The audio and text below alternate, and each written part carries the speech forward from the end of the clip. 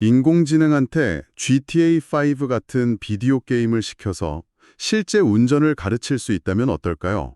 언뜻 생각하면 이거 완벽한 아이디어 같아요. 네, 그렇죠. 게임 안에는 뭐 자동차, 도로, 사람 이런 데이터가 이미 완벽하게 라벨링까지 다 되어 있으니까요. 맞습니다. 근데 실제로는 이게 영역 전환, 그러니까 도메인 시프트라는 아주 큰 벽에 부딪히더라고요. 네, 바로 그 지점이에요. 게임 그래픽이라는 가상세계에서 학습한 모델이 실제 사진을 딱 보면 성능이 갑자기 뚝 떨어지는 그런 현상이죠. 네, 바로 그 간극.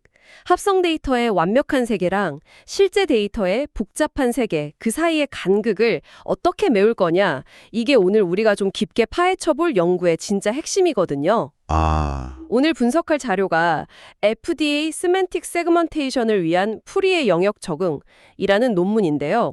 이 논문은 이 문제를 풀려고 다들 막 더 크고 복잡한 인공지능 망치를 만들 때 아주 날카롭고 단순한 드라이버 하나를 꺼내둔 것 같은 그런 접근법을 보여줍니다. 흥미롭네요.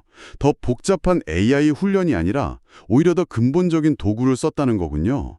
오늘 우리가 살펴볼 게 모든 이미지를 구성하는 기본 주파수 성분을 분해하는 푸리의 변환이라는 도구인데 놀랍게도 이미지의 스타일과 내용이 바로 이 주파수 안에 숨어 있다는 아이디어에서 모든 게 시작되는 거죠. 맞습니다. 이 단순한 통찰이 어떻게 최첨단 기술을 뛰어넘었는지 그 비밀을 한번 같이 파헤쳐 보겠습니다. 좋습니다. 그럼 먼저 영롯 불일치라는 문제부터 확실히 짚고 가보죠. 게임 화면으로 학습한 AI가 왜 실제 사진을 보고 혼란스러워하는 걸까요? 그냥 겉보기엔 되게 비슷해 보이는데요? 근본적으로는 데이터가 가진 통계적 특성이 다르기 때문이라고 볼 수 있어요. 논문에서는 이걸 공별량 변화라는 좀 전문 용어로 표현하는데요. 아, 어렵네요. 쉽게 말해서 게임 속의 조명 효과라던가 특유의 색감 아니면 뭐 매끈한 질감 같은 그런 저수준 특성들이 실제 세상의 그것하고 미묘하게 다른 거죠. 아하, 사람 눈에는 이거 게임 그래피지구나 하고 그냥 넘어갈 사소한 차이잖아요. 네네. 근데 이게 인공지능 모델의 성능에는 아주 치명적인 영향을 줄 수 있습니다. 그렇군요.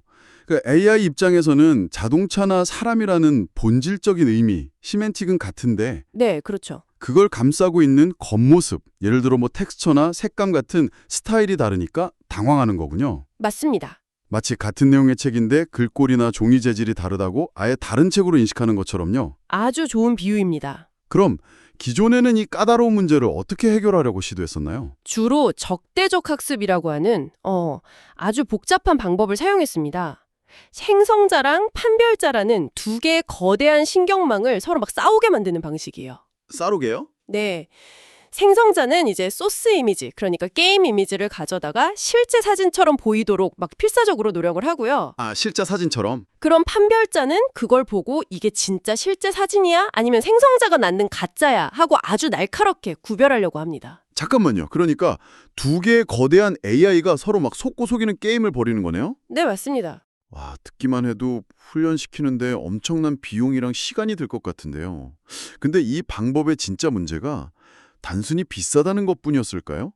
아니면 이 고양이와 쥐 게임 자체에 어떤 근본적인 한계가 있었던 건가요? 아주 정확한 지적이세요. 비용도 당연히 문제지만 더 큰 문제는 훈련 과정 자체가 굉장히 불안정하고 제어하기가 어렵다는 점이었어요. 불안정하다고요? 네, 두 네트워크 사이의 균형을 맞추기가 너무 힘들어서 자칫 잘못하면 한쪽이 너무 우세해져서 학습이 제대로 안 되는 경우가 많았거든요. 그래서 모두가 이 문제를 해결하려고 더 정교한 네트워크 구조를 만들고 더 복잡한 손실 함수를 설계하는 데 막 집중하고 있었죠. 바로 그 지점에서 오늘 살펴볼 논문이 등장하는 거군요. 잠깐, 혹시 우리가 문제를 완전히 잘못 접근하고 있는 건 아닐까? 하고 질문을 던진 거네요. 맞습니다. 이 논문의 접근 방식이 정말 우아하다고 느껴지는 지점인데요. 이 사람들은 문제의 본질이 딥러닝이 아니라 신호 처리에 있다고 본 거예요. 신호 처리요? 네. 이미지의 의미, 즉 시멘틱은 주파수 영역의 위상 정보에 대부분 담겨 있고 이미지의 스타일은 진폭 스펙트럼, 그중에서도 특히 저주파수 성분에 담겨 있다는 아주 고전적인 통찰에서 출발한 거죠. 아, 그 비유가 확 와닿네요. 이걸 음악에 비유할 수 있을 것 같아요. 음악이요? 네. 위상은 노래의 멜로디, 그러니까 어떤 음을 연주하는지에 대한 핵심 정보고 진폭은 그 멜로디를 어떤 악기로 연주하는지, 예를 들어 피아노인지 아니면 일렉트릭 기타인지 같은 음색이나 스타일에 해당하는 거군요. 와, 완벽한 비유입니다. 바로 그거예요. 아, 진짜요? 이 논문의 아이디어는 딱 멜로디는 그대로 두고 악기만 바꾸자는 겁니다. 즉, GTA 게임 화면의 멜로디는 유지한 채 연주하는 악기만 게임 속 신시사이저에서 실제 세상의 오케스트라로 바꾸는 거죠. 그 방법이 놀라울 정도로 간단해요. 별도의 AI 모델 훈련 없이 그냥 단 몇 줄의 코드로 구현이 가능하죠. 그 과정이 정말 궁금한데요. 어떻게 진행되나요? 과정은 정말 직관적입니다. 우리가 보고 있는 자료 속 다이어그램을 상상해 보시면 딱 3단계 레시피 같아요. 네네. 첫째, 소스 이미지, 즉 게임 화면이랑 타겟 이미지, 실제 사진을 각각 프리에 변환해서 주파수 영역으로 보냅니다. 둘째, 소스 이미지의 저주파수 진폭 스펙트럼, 그러니까 스타일 부분을 떼어내고 그 자리에 타겟 이미지의 저주파수 진폭 스펙트럼을 그냥 붙여 넣어요. 아, 그냥 바꿔치기 하는 거네요? 네, 여기서 핵심은 의미 정보, 즉 멜로디가 담긴 위상 정보는 절대 건드리지 않는다는 거죠. 마지막으로 이렇게 스타일이 바뀐 스펙트럼을 역풀이에 변환하면 내용은 게임인데 스타일은 실제 사진처럼 바뀐 새로운 이미지가 탄생합니다. 와, 정말 놀랍네요. 복잡한 AI 두 개를 싸우게 만드는 대신에 그냥 스타일 정보만 쓱 바꿔치기 한 거군요. 근데 한 가지 궁금한 점이 있어요.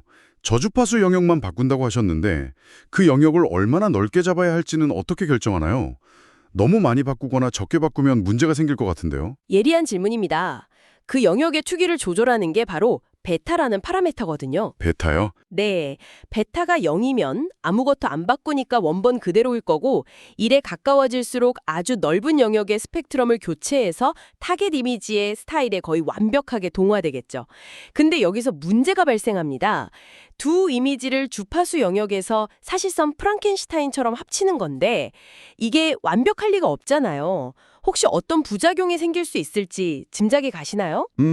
너무 과하게 섞으면 이미지의 경계선이나 질감 같은 부분에서 뭔가 부자연스러운 패턴이 나타나지 않을까요? 두 스타일이 어색하게 충돌하면서요? 정확합니다. 자료의 그림 2에서도 볼 수 있듯이 베타 값을 너무 크게 설정하면 이미지의 부자연스러운 왜곡, 즉 아티팩트가 발생할 수 있어요. 아, 그렇군요. 그래서 논문에서는 이 베타 값을 0.15 이하의 작은 값으로 설정하는 걸 권장합니다. 원본의 구조를 해치지 않으면서 스타일만 미묘하게 가져오는 그 최적의 지점을 찾는 거죠. 알겠습니다. 그렇다면 이 풀이의 변환 기법, FFDA만으로도 기존의 복잡한 모델들보다 성능이 좋았나요? 아니면 여기서 뭔가 더 추가적인 장치가 필요했던 건가요? FFDA 자체만으로도 이미 상당한 성과를 냈습니다. 논문에 따르면 이 기법 하나만으로도 아까 말씀드린 복잡한 적대적 학습 모델인 사이게다보다 성능이 4.54%나 더 높았다고 해요. 와, 이건 정말 놀라운 결과네요. 잠깐만요. 근데 이미 더 좋은데 왜 굳이 다른 기법들을 더 추가한 거죠? FFDA만으로는 뭔가 부족한 점이 있었던 건가요? 아주 좋은 지적입니다. FFDA는 스타일을 평균적인 실제 이미지에 가깝게 만들어주거든요. 네. 근데 현실 세계는 어떻죠?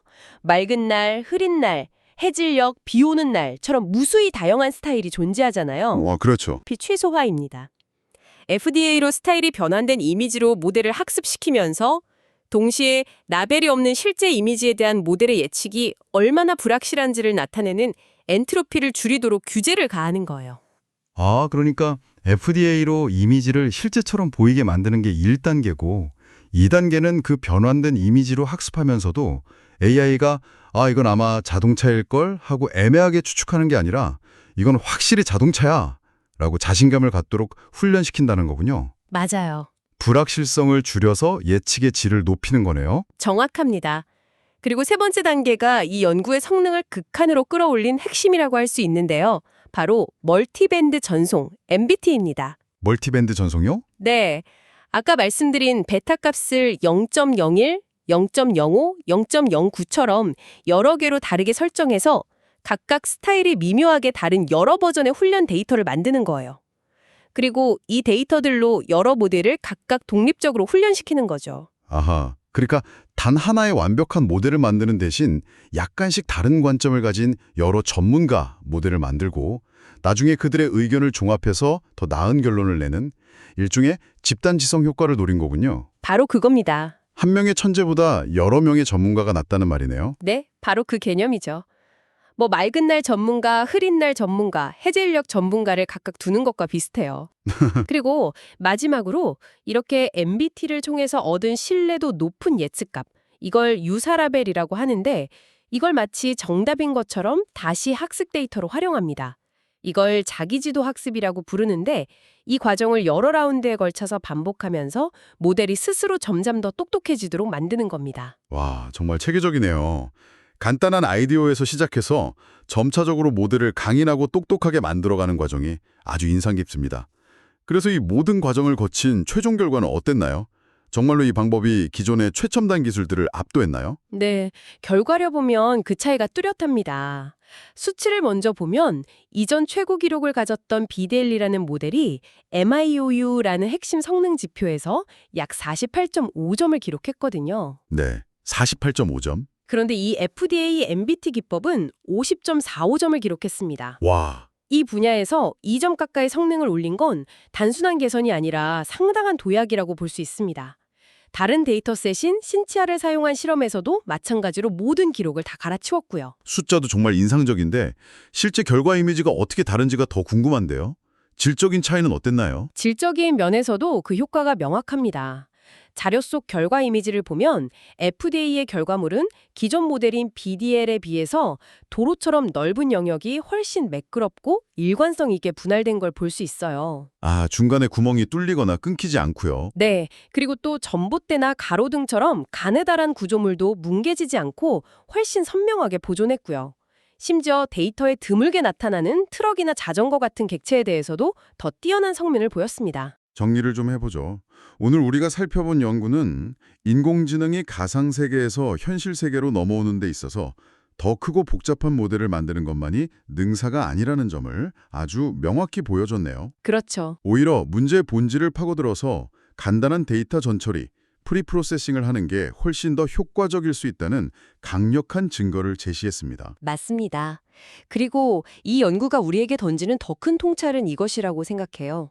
우리가 이미 불필요한 변수라고 알고 있는 것들, 예를 들어 이미지의 조명이나 센서 특성, 아니면 게임 엔진의 렌더링 스타일 같은 것들을 굳이 인공지능에게 처음부터 배우게 할 필요가 없다는 거죠. 아, 이미 우리가 알고 있는 수학적 도구를 사용해서 이런 방해 요소를 사전에 제거하거나 변환해주는 것이 훨씬 더 효율적이고 안정적일 수 있다는 그런 중요한 메시지를 던져줍니다. 이 아이디어는 이미지 인식을 넘어서 정말 다양한 분야에 적용될 수 있을 것 같네요. 여러분이 다루고 있는 분야, 가령 금융 데이터나 자연어 처리 혹은 음성 인식에서는 어떤 불필요한 변수들이 존재할까요? 시장의 노이즈나 사람들의 말투 같은 것들이요. 그리고 어쩌면 우리는 그 문제들을 해결하기 위해 너무 복잡하고 거대한 인공지능 모델에만 의존하고 있는 건 아닐까요? 더 단순하고 본질적인 해결책이 어쩌면 우리가 이미 알고 있는 고전적인 도구 상자 안에 숨어 있을지도 모릅니다. 한 번쯤 깊이 생각해 보실 만한 질문인 것 같습니다.